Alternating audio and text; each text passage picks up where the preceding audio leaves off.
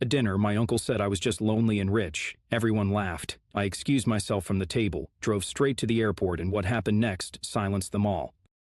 We were 12 around the table, my family, if you can even call it that. Dad was already on his second glass of Bordeaux. Rachel's boyfriend was raving about the truffle risotto. My sister was live streaming the decor. Mom had brought her tiny dog in a designer bag. And me? I was the host, the bang, the fool. The waiter placed the bill in front of me quietly, a leather folder with a discreet gesture. I hadn't even asked, they all just knew. That's when Uncle Steve leaned back in his chair and dropped it. Derek doesn't mind paying, he's lonely and rich. The whole table froze. Rachel stifled a laugh. My mom glanced at me, unsure whether to defend me or not. My dad raised an eyebrow but said nothing. The silence was thick, sharp, humiliating. "Excuse me," I said. "I mean, what else are you going to do with your money, kid? No wife, no kids. You might as well treat the people who actually built families." A low burn rose in my chest. I looked around. Not one person said a word. Not Rachel, who calls me every month when she overdrafts her account. Not Mom, who still introduces me as her son who works too much to settle down. Not Dad, who hasn't hugged me since I was 12. I looked at the bill, $1,240. Of course it was. I smiled. "That's fair," I said, pushing my chair back. "Where are you going?" Mom asked, but was brushed away. "Be right back." I wasn't. I walked past the maitre d', past the valet, past the life I'd been tricked into thinking I needed to maintain. I got into my car, no music, no calls, just the voice in my head repeating it like a drum. Lonely and rich. I drove past the exit to my condo, past the city skyline and straight to the airport. No bag, no plan, just one truth ringing louder than anything they'd ever said. They weren't my family, they were my audience, and the show was over. Then I remembered something. Not a moment, but a pattern, a sickness I had let grow for years. It started the day I made my first million. I didn't always pay for everything. There was a time, not that long ago, when I was invisible to my own family. Not hated, not loved, just irrelevant. The kind of person you forget to include in group texts. The kind who finds out about family vacations after they happened from someone's Instagram story. That was me before the money. 3 years ago, I was just another face in the background, quiet, focused, a little awkward at family events. No kids, no wife, just a startup and too much caffeine. I remember one Thanksgiving, I drove 2 hours to be there, brought wine, pie, the whole deal. Nobody said hi when I walked in, nobody saved me a seat. I ate standing up in the kitchen while everyone else laughed at the big table, pretending I wasn't there. Rachel made a joke about how I always looked tired, like a ghost who codes. My uncle laughed. My dad chuckled. Even Mom said, "Aw, honey, she's just playing." I left early that night. Nobody noticed. Then the app sold for $38 million. Clean, fast, brutal. Suddenly everything changed. I didn't have to announce it. They found out anyway because money has a way of ringing every phone. The first call was from Mom. "Derek, baby, I'm so proud of you. We always knew you had it in you. We were just talking about you last night." That was a lie. I hadn't spoken to her in 7 months. Then came Rachel. "Hey cousin, so listen. I've got this little idea. Jewelry, handmade, super niche. I just need some seed money, not much, maybe 5,000. I gave her 10. She posted a story the next day. "So blessed to have supportive family." No tag, no thanks. My dad called me 2 days later, said the mortgage was behind, just a rough patch. He used the words, "from one man to another," like we were suddenly equals now that I had more in my account than he ever had in his life. I wired him the money. That was the first month. After that, they stopped pretending. Rachel called weekly. "Quick thing, my car broke down. Rent is late. Uncle Steve wanted help with his tax situation." My mom cried over the phone because she couldn't afford to visit her sister in Florida. I heard her booking the ticket while she was still fake sobbing. And me? I played my part because deep down, I thought if I kept giving, they'd start loving. The first time I picked up the tab at Le Chateau, they clapped. I'm not kidding, they clapped, raised their glasses like I had saved them from a burning building. "To Derek, our very own tech genius," Uncle Steve toasted. My mom dabbed her eyes like I had cured cancer. I should have seen it then, but I didn't. Because part of me, the desperate, wounded part, wanted it to be real, wanted to believe that their warmth was finally directed at me, not at the money I now carried like a cursed crown. But it didn't stop at dinners. Oh no, suddenly I was hosting birthdays, anniversaries, surprise engagements, all funded by me. Rachel threw a tantrum when I didn't fly her to Napa for her birthday. "You're rich, Derek. What's a few $100 to you?" A few hundred, she burned through $12,000 in one weekend and didn't say thank you once. Last Christmas, I showed up with gifts for everyone. Designer bags, watches, a PlayStation for Rachel's boyfriend, the same guy who never even remembers my name. You know what I got in return? A World's Best Uncle mug and a pair of socks. I'm not even an uncle. That night, while they all drank and danced, I sat by the fire, alone, wondering how I became this. A man who bought his way into family photos. A man who paid for love in installments. A man who smiled through it all just to feel like he belonged. But last night, when Uncle Steve leaned back and said, "Derek doesn't mind paying. He's lonely and rich," and everyone laughed, that wasn't just a sentence. That was a verdict, and I finally saw it, crystal clear. They never saw me, only what I gave. And the truth? They liked me better invisible, as long as the card cleared. I came back for a reason, not because I missed them, not because I needed closure, but because they needed to see it, see the man they hollowed out, see the bank account they drained, standing on 2 feet and finally saying enough. They booked brunch at Le Chateau again. Of course they did. Old habits die rich. They thought I was still in Tokyo. They didn't know I'd been watching. Rachel posted a boomerang of champagne. Uncle Steve shared a smug family time photo. My mother tagged me in a picture where I didn't exist, just an empty chair with my name card. That was the moment I got in my card. When I entered the room, time stopped. The clink of glasses, the chatter, the fake smiles, all frozen. Mom stood up first, her voice syrupy. "Derek, you're back. We've been so worried." Worried I'd cut them off, maybe, not worried about me. I stared at her for 3 full seconds before replying, "Did you miss me or just my visa?" Gasps. My dad cleared his throat. "Son, this isn't the time," said, stepping closer. "It's the perfect time because for once you're all seated, and for once I have your full attention." I reached into my coat and placed a thick envelope on the table.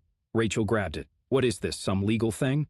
"Receipt," I said. "For years' worth. Every dinner, every flight, a hotel gift, private driver spa treatment, cash transfer, rent payment, and emergency, meticulously organized, highlighted, tabbed."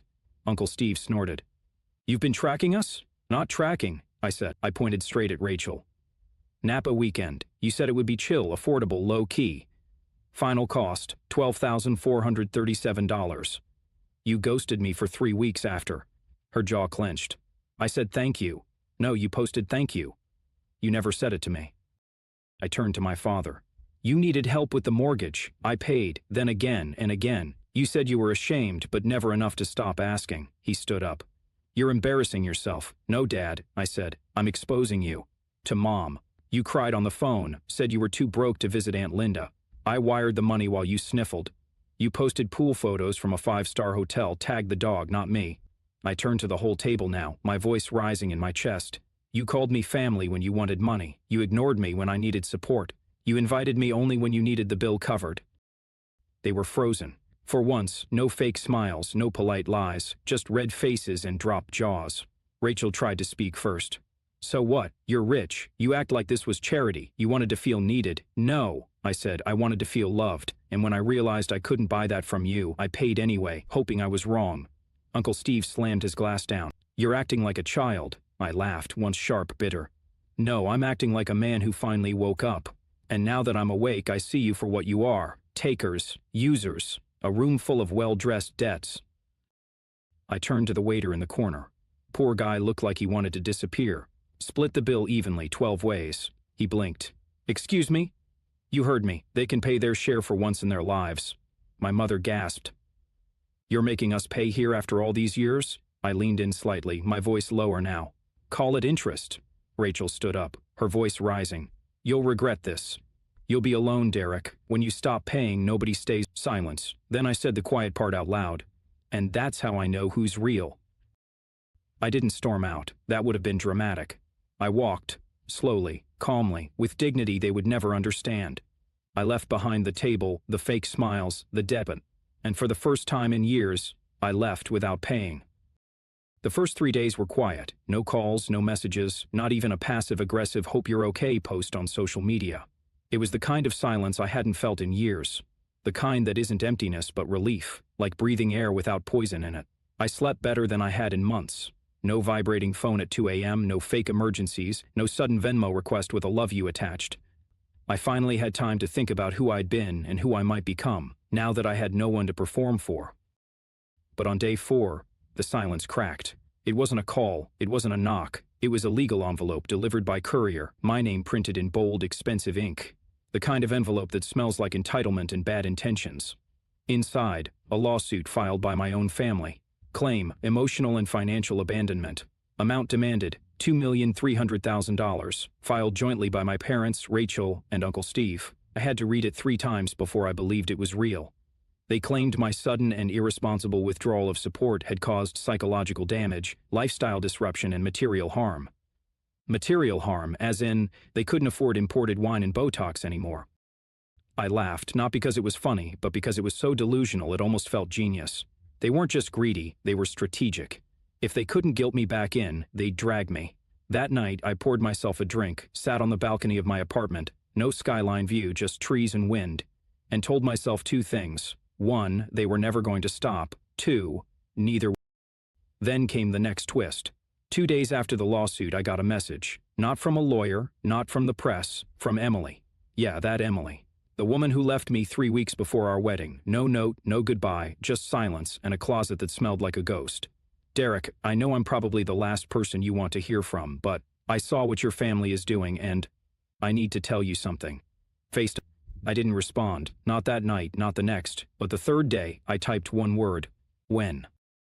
We met at a coffee shop in Silver Lake. She wore a green coat, the same color she wore the last time I saw her, but now it looked different, stronger, like armor.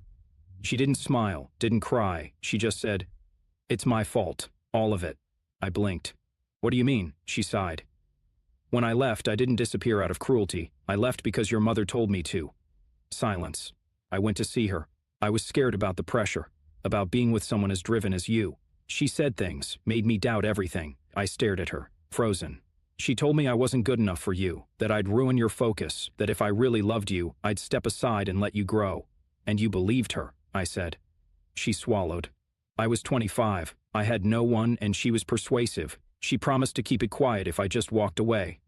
Suddenly, everything made sense. The calculated coldness, the vanishing act, the way my mother never mentioned her again. It wasn't a breakup. It was an erasure. "You told your mom I sold the app?" I said slowly. She nodded. "I was angry. I thought you moved on. I wanted to remind her I existed, and she used it to launch the feeding frenzy." I looked at her, hard. "Why tell me now? Because I was wrong, and I hate what they've done to you. You've deserved someone in your corner." That night, we stayed up, going through old messages. She helped me build a timeline, messages from family, patterns of manipulation, voice notes, photos. Then I sent them, all of them, to 2 people, my lawyer and my friend Owen, an investigative journalist. 5 days later, the article went live. The price of being generous, how one family sued their own son for cutting off their luxury allowance. It included screenshots of manipulative messages, proof of payments, audio of my mom guilting Emily, a full breakdown of how much each family member received, a video clip of Rachel saying, "He'll never cut us off, he needs us." It exploded.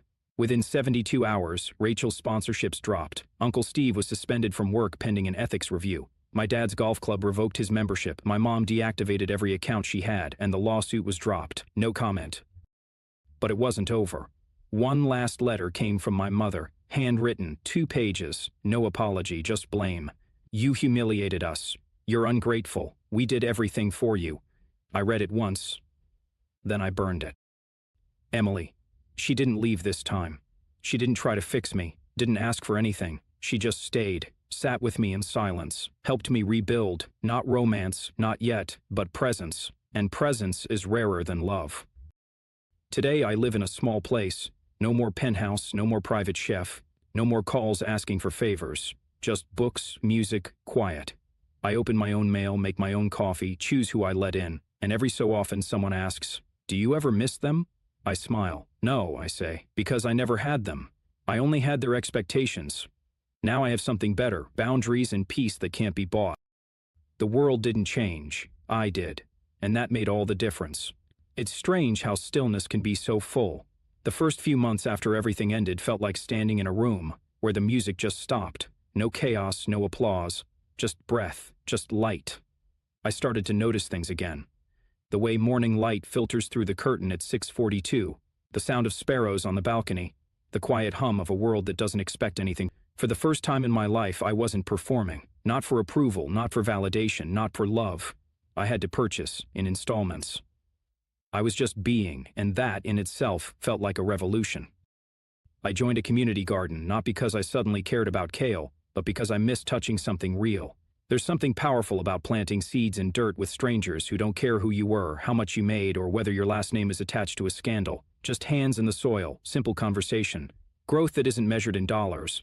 One woman there, Marta, 73, runs the compost pile like a military unit. She once looked at me and said, "You seem like a man who finally stopped running." I nearly cried because I had, and it took me 38 years to do it. I started journaling again. Not on a laptop with a pen in a worn leather notebook. Some days, I write just one sentence. Some days, 5 pages. But it helps, putting things down without having to explain them. No one reads it. No one edits it. And in a life where I used to narrate every move for someone else's approval, that feels like a gift. I also stopped lying, not just to others, to myself. I stopped pretending I was okay with things that hurt, stopped calling betrayal bad communication, stopped labeling exploitation as just how family works. Now, when something feels wrong, I name it. When someone crosses a line, I don't move the line. I walk away without guilt, without explanations, because no is a sentence, and I've earned the right to say it. There's a bookstore I go to now. Old wooden floors, smells like dust and paper and peace. The owner, Jules, never asks me what I do. He just says, "Back again, huh?" and offers a coffee on the house. Sometimes we talk about philosophy, sometimes about movies. Once, we sat for an hour discussing the difference between loneliness and solitude. His take, loneliness is being unseen, solitude is choosing yourself. That stuck with me, because I used to be surrounded by people and still feel invisible. Now, I sit alone with a book and feel whole. I've made 3 new friends this year. None of them asked what car I drive. None of them followed me for clout. One of them doesn't even use social media. We meet on Sundays, talk about music, life, sometimes just sit in silence. It's not loud, flashy connection. It's not a loyalty earned through spending. It's simple but real. And real is something I never knew I was missing until I had it. Emily. She lives a few blocks away now. We don't call it anything, no labels, no pressure. Some nights she brings tea. Some nights I bring over a book. We laugh more than we talk. We're not rebuilding what we had. We're building something better. Something honest. No performance, no fear, just presence. And the old me? He's still here somewhere, but quieter now. He doesn't scream for approval. He doesn't beg to be seen. He's resting, healing. And every time I pass a mirror, I nod at him. Not to erase him, but to thank him. He survived what I didn't know I needed to escape. Sometimes, I get messages from people I used to know. Not family, but orbiters. People who fed off my generosity and called it friendship. They say things like, "Miss you, man. Hope you're doing okay. Let's catch up sometime." I don't answer, not out of spite, but because I don't need to fill every silence anymore. Last week I saw a young guy at the community garden. He looked tired, overdressed for dirt, kept checking his phone like someone might yank his chain. I walked over, handed him a trowel, said, "Start with basil. It grows fast. You'll feel like you're doing something right." He blinked, nodded, didn't ask my name, didn't care. Good. The truth is, the world hasn't changed much. People still take. Families still manipulate. There's still noise, hunger, and the temptation to buy your way into love. But I've changed. I don't negotiate with guilt anymore. I don't perform grief to make others comfortable. I just live. And some days, that's still hard. But most days, it's free. So if you ask me now, do you regret walking out of that dinner? My answer is simple, no. I regret waiting so long.